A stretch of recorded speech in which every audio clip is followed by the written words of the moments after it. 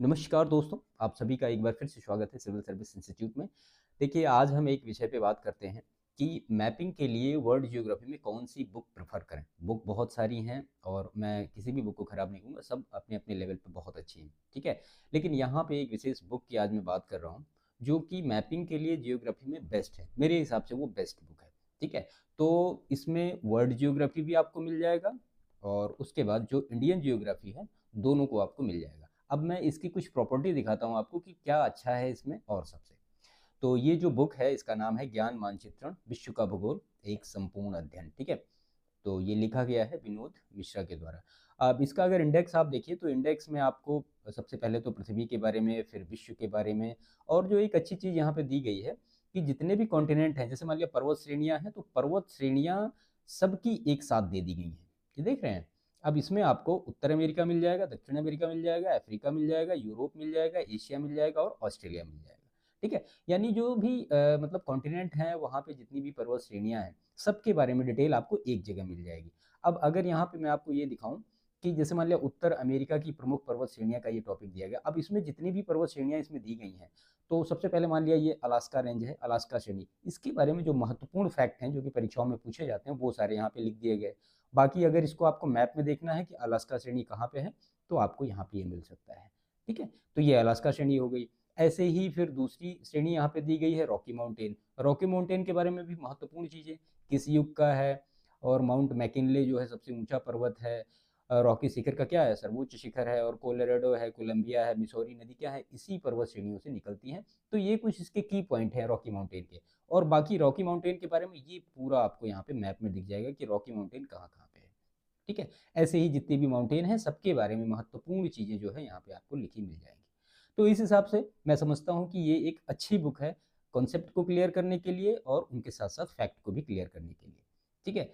तो ये तो पर्वत श्रेणियों की बात हो गई। ऐसे ही इसके बाद जो नदियों हैं, तो नदियों में भी जो भी मतलब जितनी भी कॉन्टिनेंट हैं, सबकी नदियों को एक जगह दे रखा है। और जैसे पर्वत श्रेणियों के बारे में लिखा है कि हाँ, ये पर्वत श्रेणी है, और उसके बाद उसको मैप में आपको दिखाएगा कि ये यहाँ पे मतलब स्थित है। ऐसे ही नदियों के बारे में भी सारी चीज़ें आपको मिल जाएंगी। जैसे कि मान लिया नदियों का हम देखें इसमें, तो ये देखिए उत्तर अमेरिका की प्रमुख नदियाँ। अब यहाँ पे जैसे मान लिया मैकेंजी रिवर है, इसके बारे में महत्वपूर्ण चीज़ें क्या-क्या हैं, तो वो सारी चीज़ें आपको एक जगह मिल जाएँगी। मोहाक रिवर है, याजू रिवर है, और इसके बाद यहाँ पे आप ये देख सकते हैं कि मैकेंजी रिवर है, उसका जो कहाँ पे एरिया है, कहाँ से बहती है, यूकान नदी है, और सारी जितनी भी नदियाँ हैं उनके बारे में मैप में आप यहाँ पे उनको देख सकते हैं, और इनसे रिलेटेड महत्वपूर्ण चीज़ें जो कि परीक्षाओं में पूछी जाती हैं, वो आपको यहाँ पे मिल जाएँगी। तो इस हिसाब से ये जो बुक है ये बेस्ट है।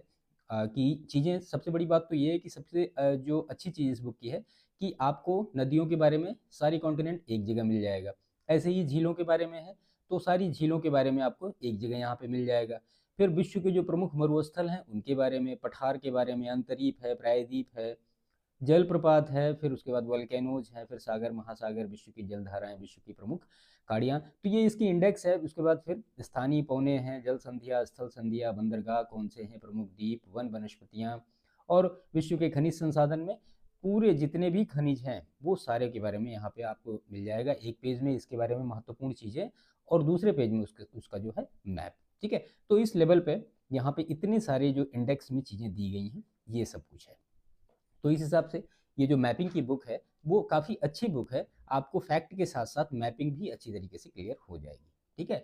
तो ये बुक काफ़ी अच्छी है, इसको आप ले लीजिएगा। और जियोग्राफी आप किसी भी बुक से पढ़िए, लेकिन मैपिंग के लिए तो मैं आपसे यही कहूँगा कि आप यही बुक प्रेफर करिए। इससे आपकी जो फैक्ट होंगे और जो मैपिंग का एक मतलब डर सा बना रहता है दिमाग में कि कहाँ से कौन से प्रश्न आ जाएँ, या फिर जो भूलता बहुत है, तो वो भूलने वाली समस्या यहाँ से आपकी समाप्त हो जाएगी जब आप मैपिंग से चीज़ों को करते रहेंगे तो। अब देखिए यूरोप की जो प्रमुख झीलें हैं यहाँ पे, जो काराचाय झील है, जेनेवा झील है, लडोगा झील है, इस तरह से कभी ईस्ट टू वेस्ट है, नॉर्थ टू साउथ है, इनको एक ऑर्डर में अरेंज करना भी अक्सर पूछा जाता है। तो वो सारी चीज़ें आप उनको यहाँ से बेहतर तरीके से देख के मैप कर सकते हैं कि तो जितनी भी झीलें हैं यहाँ पे उनके ऑर्डर को आप सही से देख सकते हैं, और कि कौन सी झील कहाँ पे है, उनको एक ऑर्डर में अरेंज करना तो आप बिल्कुल सिंपली कर सकते हैं। ऐसे ही विश्व के जो प्रमुख पठार हैं, महत्वपूर्ण पठार, उनके बारे में महत्वपूर्ण चीज़ें। जो कि यहाँ पे आपको मिल जाएंगे। ऐसे सारे जो पठार हैं, अब इन ये जब पठार आप पूरी तरीके से इनको स्टडी कर लेंगे अच्छी तरीके से, तो आपको ये आसान हो जाएगा कि मान लिया अगर एक ऑर्डर पूछा गया कि नॉर्थ टू साउथ इन पठारों का आप एक ऑर्डर अरेंज करिए, तो आप ये मैप से सारी चीज़ें कर सकते हैं। ठीक है, और ऐसे प्रश्न आप जानते हैं पूछे ही जाते हैं। ऐसे ही सागर महासागर है, एडियाट्रिक सागर है, एजियन सागर है, अराफोरा सागर है, और जितने भी महत्वपूर्ण सागर हैं वो सारे आपको यहाँ पे मिल जाएंगे। अब जितने भी सागर यहाँ पे लिखे गए हैं, इन सब के बारे में डिटेल में महत्वपूर्ण जो इनसे फैक्ट हैं वो भी सारे आपको इस बुक में मिलेंगे। ठीक है, ऐसे ही जो प्रमुख खाड़ियाँ हैं उनकी अवस्थिति है, तो जितनी भी खाड़ियाँ हैं वो सारी आपको यहाँ पे मिल जाएंगी। जो प्रमुख द्वीप हैं वो सारे आपको यहाँ पे मिल जाएंगे। ये आप देख रहे हैं सारे जो द्वीप दिए गए हैं ये सारे हैं, और इनके बारे में महत्वपूर्ण फैक्ट आपको यहाँ पे मिल जाएंगे। ऐसे ही जो विश्व की प्रमुख नहरें हैं, कौन कौन सी नहर हैं, ये सारी इस तरह से, जैसे सू नहर है कहाँ पे है, तो ये यूएसए में है, और सुपीरियर झील को किससे जोड़ती है, ईरी झील से जोड़ती है।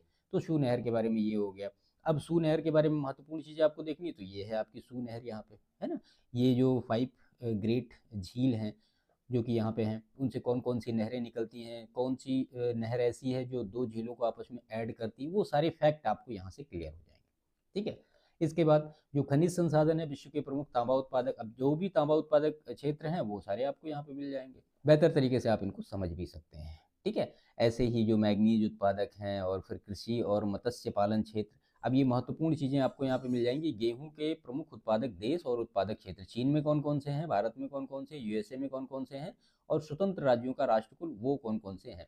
अक्सर प्रश्न आप जानते हैं इस तरह से पूछे गए हैं कई बार, तो इस तरह से यहाँ पे मैप में भी आपको मिल जाएगा, है ना। प्रमुख जनजातियाँ जो विश्व की हैं, कई बार इससे अक्सर प्रश्न पूछे जाते हैं, उनको ऑर्डर में मैच करना कि किस कॉन्टिनेंट से बिलोंग करती हैं, कौन सी जनजाति कहाँ की है, वो सब।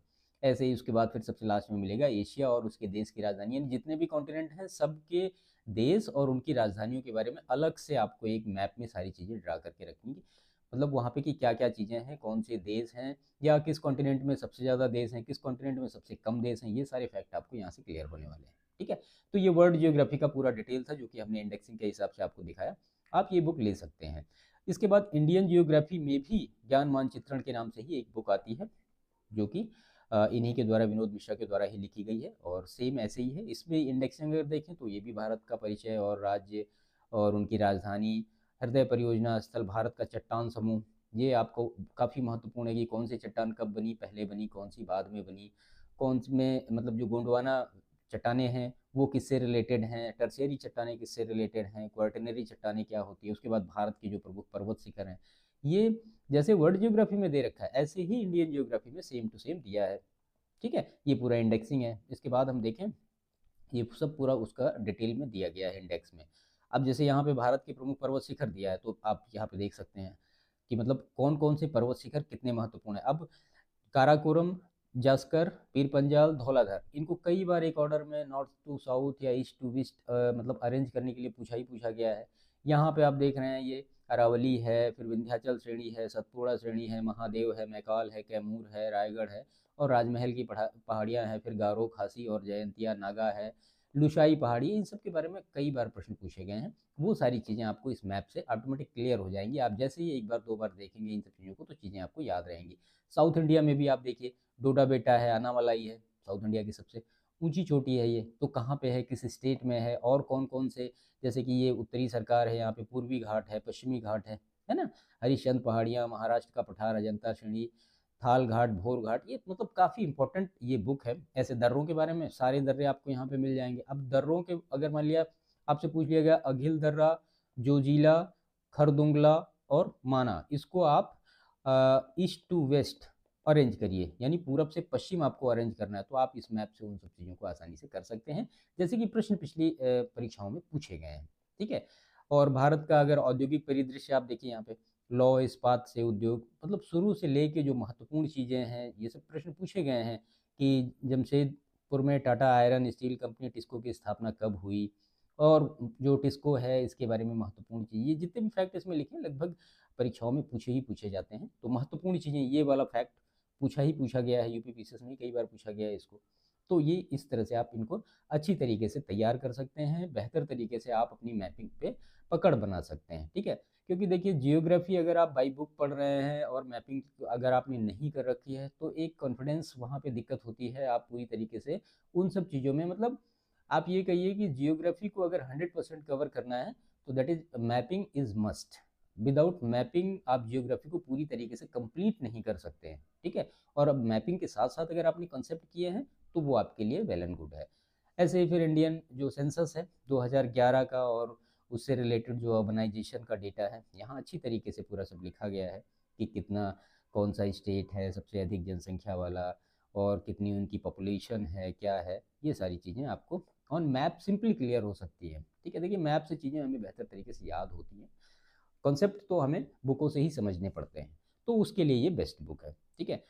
तो ये इंडियन और वर्ल्ड जियोग्राफी के लिए बुक का एक डिटेल था। कई लोगों ने पूछा था कि मतलब किस बुक को प्रेफर किया जाए, कौन सी बेस्ट बुक है। तो देखिए बुक तो सभी बढ़िया है, कोई भी खराब बुक नहीं है, लेकिन ये बुक जो है उन सभी में थोड़ी सी खास है। मैंने इसको पढ़ा है तो मेरे हिसाब से ये बुक अच्छी है, आप इसको ले सकते हैं और अच्छी तरीके से इसको कंप्लीट आउट कर सकते हैं, ठीक है। तो सेशन कैसा लगा इसके बारे में आप हमें कमेंट करिएगा। बाकी वीडियो अच्छा लगा हो तो इसको लाइक करिएगा, चैनल को सब्सक्राइब करिएगा। मिलते हैं नेक्स्ट सेशन में, तब तक के लिए थैंक यू।